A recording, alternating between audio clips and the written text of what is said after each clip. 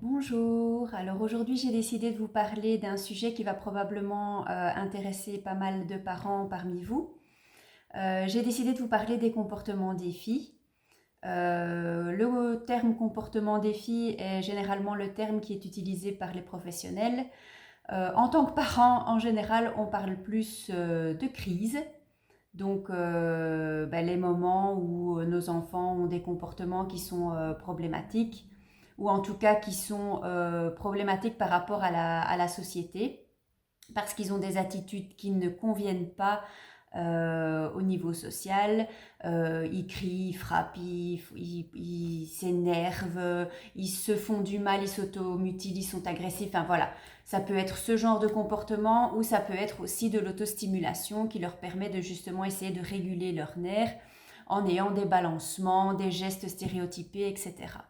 Alors, en général, on parle plus de crise quand c'est l'aspect agressif et l'aspect un peu violent, de cris, de pleurs, etc., qui se présentent. Les comportements des filles, ça porte ce nom-là. Pourquoi? Parce que généralement, le but du comportement des filles, c'est de défier la personne qui est en face de nous et d'obtenir quelque chose de cette personne. Donc l'idée c'est d'essayer aujourd'hui de travailler un peu sur ce qu'on appelle la grille fonctionnelle des comportements des filles ou la grille type ABC. C'est une grille qui va nous permettre d'analyser ce type de comportement, de voir un peu où on peut agir pour les éviter et pour les gérer le mieux qu'on peut. Alors je vais vous montrer à quoi ressemble ce type de grille. Donc voilà. Alors comme vous pouvez le voir, c'est une grille, comme je le disais, type A, B, C, parce qu'elle comporte 3 colonnes. La colonne A reprend les antécédents, c'est-à-dire le contexte général et le contexte plus immédiat de la situation. La colonne B reprend le comportement, donc ce que l'enfant fait sur le moment, crier, frapper, casser des choses, se balancer, etc. Et la colonne C reprend les conséquences, donc la manière dont nous allons réagir, dont l'entourage va réagir et la manière dont l'enfant va réagir à la suite de ce comportement défi. Alors les antécédents, comme je le disais, il y a le contexte général et le contexte immédiat. Au niveau du contexte général, voilà, par exemple, ça peut être un enfant qui a des problèmes de sommeil, un enfant qui a été malade, un enfant qui a subi des choses qui ne sont pas forcément amusantes, par exemple un déménagement qui le perturbe un peu, un changement d'école. Voilà, toutes ces petites choses qui font que ils sont dans une situation un peu particulière et qui forment le contexte général. Après ça, on a le contexte immédiat du comportement. Le contexte immédiat, c'est quoi? C'est vraiment sur le moment même, qu'est-ce qui se passe? Alors moi, je pense que le plus simple, c'est de se poser un certain nombre de questions. Où on se trouve? Avec qui se trouve l'enfant? Quand est-ce que ça se passe? Et qu'est-ce qui se passe exactement?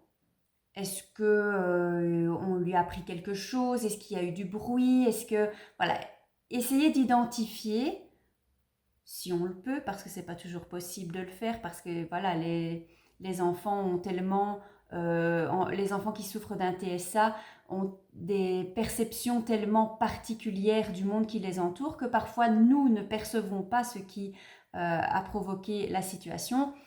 Donc c'est un peu compliqué, mais cette grille a pour but justement de nous aider. Donc l'idée, c'est de découvrir quel est le déclencheur. Donc ça, c'est un terme important, c'est découvrir quel est le déclencheur. Si on le voit tout de suite, par exemple, voilà, un enfant joue au ballon, le nôtre veut avoir le ballon, il prend le ballon, on ne veut pas lui donner, il pique une crise. Voilà, bon, on sait tout de suite que le déclencheur, c'est ça, c'est la frustration de ne pas avoir le ballon. Maintenant, ça peut être beaucoup plus subtil et beaucoup plus difficile à déceler. Mais je vais vous donner un exemple tout à l'heure qui permettra de mettre les choses bien au clair. La deuxième colonne, il s'agit donc du comportement. Donc, voir ce que fait l'enfant exactement pour montrer son mécontentement et pour faire part du malaise qu'il ressent. Ça peut être crier, ça peut être pleurer, frapper, s'arracher les cheveux, se donner des coups, casser des objets. Ça peut aussi être des choses plus subtiles comme des balancements, des gestes stéréotypés, etc., qui montrent qu'il ressent un mal-être à ce moment-là. Alors ça, c'est ce qu'on note dans la colonne 2, donc la colonne B. Et enfin, on a les conséquences. Les conséquences, c'est comment on va réagir, comment l'enfant va réagir, ce qui va découler exactement de cette crise et de ce comportement défi. Alors, même si la colonne B, donc la colonne du comportement lui-même, est généralement celle qu'on retient parce que c'est la plus impressionnante, parce que c'est le moment où l'enfant est en crise, c'est le moment où on va remarquer des choses assez violentes, parfois assez perturbantes et qui sont hors du commun par rapport à une personne neurotypique. Ce comportement-là va généralement être celui qu'on retient et celui qu'on va voir en premier. Or, si ce comportement, évidemment, est important à connaître parce qu'on peut travailler sur ces comportements pour essayer de les éviter, les limiter, etc., ce n'est pas forcément la colonne qui est la plus importante.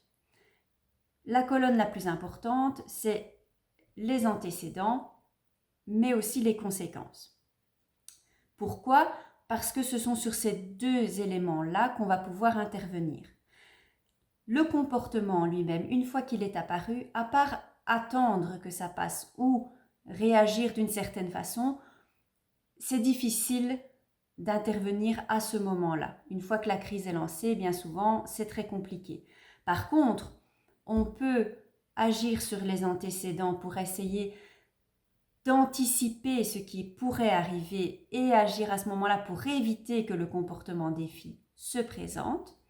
Et on peut agir aussi au niveau des conséquences, puisque la manière dont on va réagir face au comportement de l'enfant va faire en sorte que l'enfant va avoir envie de reproduire ce comportement à l'avenir pour obtenir ou éviter la même chose, ou l'enfant va se dire que finalement son comportement n'a servi à rien et que sur le long terme, il va décider, ou en tout cas, il va se rendre compte que c'est inutile de se comporter de cette manière-là. Alors, je regarde mes petites notes pour ne pas oublier de vous dire certaines choses. Oui, les comportements défis, en général, sont présents soit dans le but d'obtenir quelque chose, soit dans le but d'éviter quelque chose. Donc, généralement, on peut se dire que si il y a un comportement défi, s'il y a une crise, c'est parce qu'il y a soit de frustration parce que l'enfant voulait quelque chose et il ne l'obtient pas, il cherche à l'obtenir en ayant ce comportement, soit on propose quelque chose à l'enfant qui ne souhaite pas faire, il va alors essayer d'éviter la situation par ce comportement. Il attend à ce moment-là de nous qu'on se dise bon ben voilà, vu qu'il se comporte comme ça, je ne peux pas faire ceci ou je ne peux pas l'obliger à faire cela. Et c'est précisément ce que l'enfant va rechercher. Alors, je vais vous donner un exemple concret parce que pour ma part, voilà, c'est pas parce que j'essaye de donner des conseils et c'est pas parce que j'essaye de vous aider et de partager les stratégies qu'on m'a données à moi que je n'ai plus de problème. D'ailleurs, pas plus tard que cette semaine, j'ai eu une situation qui s'est présentée avec un de mes fils et j'ai décidé de la placer dans ce tableau pour vous montrer ce qui s'est passé exactement, comment on peut analyser les choses et comment, à partir de cette analyse, on peut mettre en place des stratégies pour éviter que ça se reproduise à l'avenir. Alors voilà, le contexte général, comme je le disais, c'est un enfant qui est bientôt plus un enfant, justement, qui est en pleine adolescence. Donc il a un peu la flemme, il n'a plus envie de grand-chose, beaucoup de choses qui l'ennuient. C'est un enfant qui a été malade dernièrement, il est toujours en train de terminer sa cure d'antibiotiques, donc voilà, ça joue un petit peu aussi.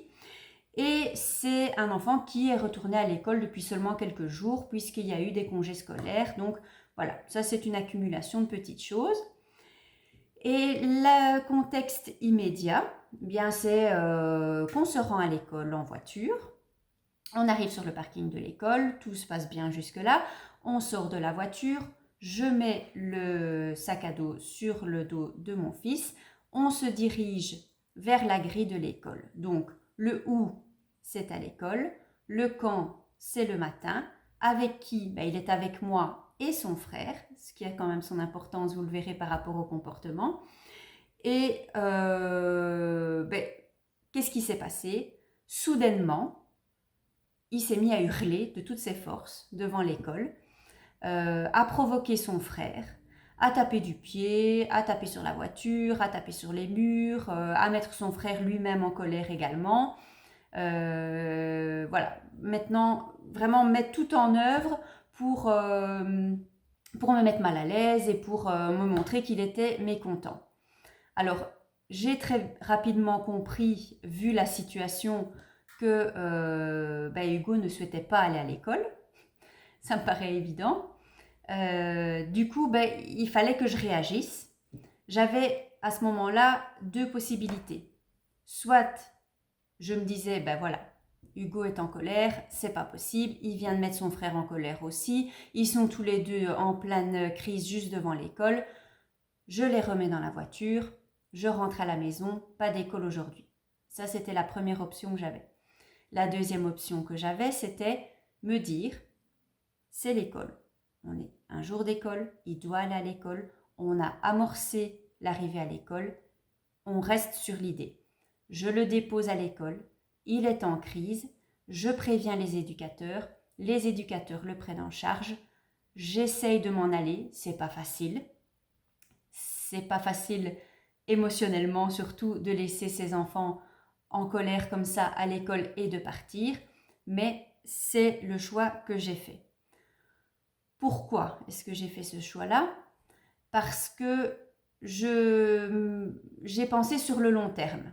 Je me suis dit, si je le reprends et que je rentre à la maison, la crise va s'arrêter. Sur le court terme, c'est réussi, on a mis fin à une crise.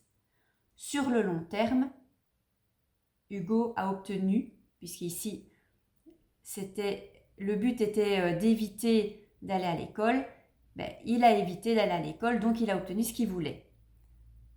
Ça aurait pu, à ce moment-là, sur le plus long terme, provoquer d'autres crises, les autres jours d'école, et lui envoyer le message que s'il se met en colère et s'il se comporte comme ça, il peut éviter d'aller à l'école ou il peut éviter de faire des choses qui ne lui conviennent pas. Donc même si ça a été très difficile, j'ai décidé de prendre sur moi et d'avoir une vision à plus long terme en me disant il faut qu'il comprenne que ça ne fonctionne pas, qu'il peut faire tout ce qu'il veut, c'est un jour d'école, c'est un jour d'école. Il ira à l'école. Donc, j'ai décidé de le faire. À partir de ce schéma-là, donc j'ai bien ce qui s'est passé avant, ce qui s'est passé pendant et ce qui s'est passé après. À partir de là, on peut établir des stratégies. Des stratégies qui vont me permettre d'agir sur les antécédents pour essayer d'éviter que le comportement se reproduise à l'avenir. Alors quelque part, j'ai déjà réussi à intervenir au niveau des conséquences puisque je ne lui ai pas donné ce qu'il souhaitait. Donc, j'ai déjà agi à ce niveau-là et sur le long terme, j'ai déjà un peu mis en place une stratégie pour lui montrer que ça ne fonctionne pas. Maintenant, au niveau des antécédents, j'ai décidé de partir du principe que c'était une période plus difficile, qu'il avait plus de mal à avoir la motivation pour aller à l'école. Donc, je vais jouer sur la motivation et je vais mettre en place des choses pour qu'il soit récompensé s'il se comporte bien à l'école et s'il va à l'école sans faire d'histoire. Donc, comme vous pouvez le voir ici, finalement, ce qu'il a fait au moment même crier, se mettre dans tous ses états, énerver son frère, etc., ça a très peu d'importance. Ce qui est important, c'est de voir ce qui a provoqué tout ça, ce que je peux faire au niveau des antécédents pour éviter que ça se reproduise.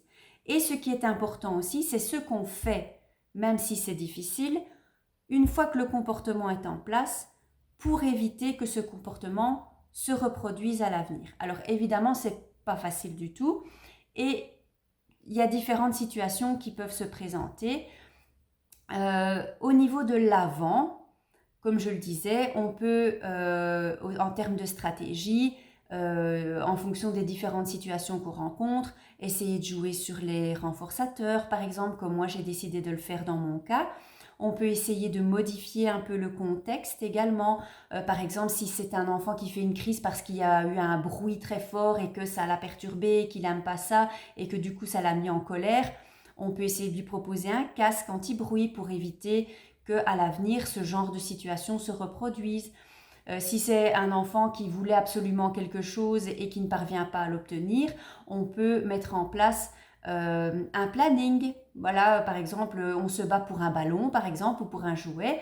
Mais voilà, à ce moment-là, toi, tu pourras l'avoir, puis plus tard, ça sera un autre, et l'enfant a une structure, et c'est à quel moment il pourra l'avoir. Ça pourrait aider à éviter ce genre de comportement.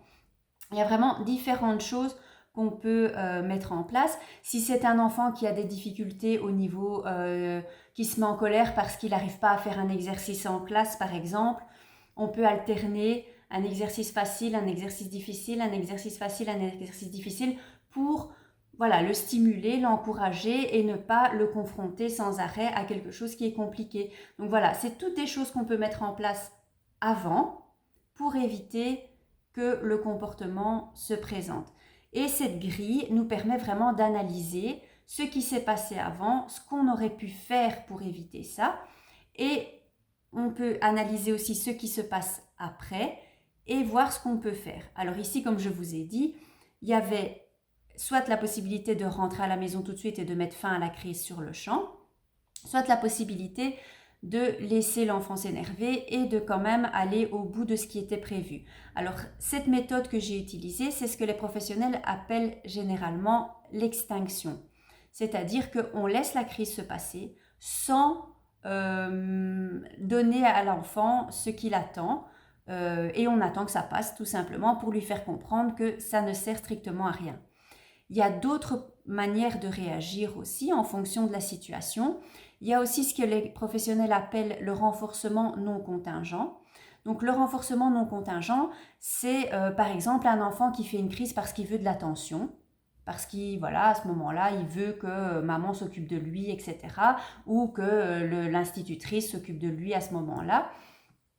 Un enfant qui fait des crises pour ce type de choses, par exemple, on peut déterminer des moments bien précis où on va lui accorder de l'attention. Le fait qu'il ait ce renforçateur non contingent, donc un renforçateur qui ne vient pas suite à la crise, mais qui vient en amont. Donc, on lui donne quelque chose avant qu'il se passe une crise pour l'obtenir.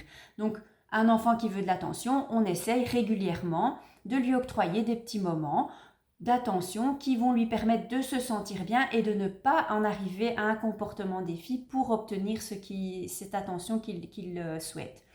On peut lui annoncer ces moments d'attention, par exemple, toujours à l'aide d'un planning et de quelque chose de très structuré qui va lui permettre de savoir, ben voilà, j'ai pas d'attention maintenant parce que maman, madame, que sais-je, est en train de faire quelque chose, mais voilà, si je suis mon planning, à un moment, je sais que je vais l'avoir, donc c'est pas nécessaire que je fasse du bazar pour qu'on s'occupe de moi. Donc ça, c'est ce qu'on appelle le renforcement non contingent. Ça peut s'appliquer à plein de choses. Et il y a aussi ce qu'on appelle la redirection. Donc en fait, c'est rediriger l'enfant quand vraiment on ne peut pas lui offrir ce qu'il souhaite.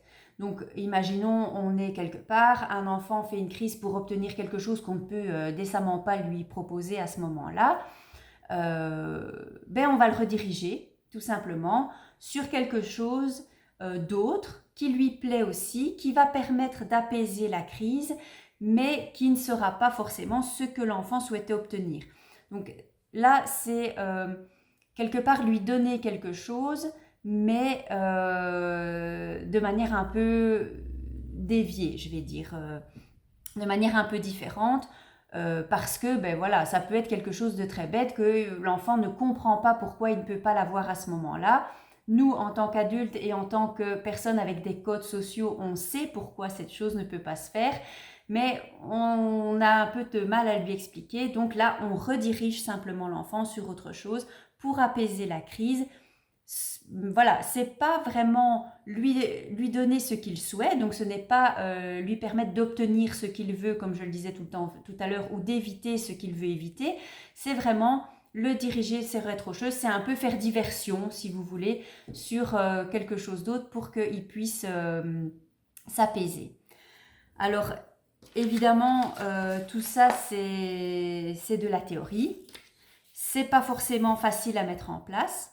Ce ne sont pas des choses qui se font en un claquement de doigts. Ce sont des choses qu'on apprend. Je dois avouer qu'il y a quelques années, si je m'étais retrouvée dans la situation dans laquelle je me suis retrouvée ce matin-là avec mon fils qui hurlait devant l'école, j'aurais probablement rebroussé chemin et je serais probablement retournée chez moi. Mais il se trouve qu'à force d'analyser les comportements, à force de prendre note, à force d'essayer de comprendre comment fonctionnent mes enfants grâce à ce type de grille, je sais assez rapidement trouver la bonne manière de réagir par rapport à leur comportement. Et c'est ça que je voulais vous apporter aujourd'hui en vous proposant de travailler avec ce genre de grille parce que je pense que ça peut vous aider à analyser mieux le comportement de vos enfants.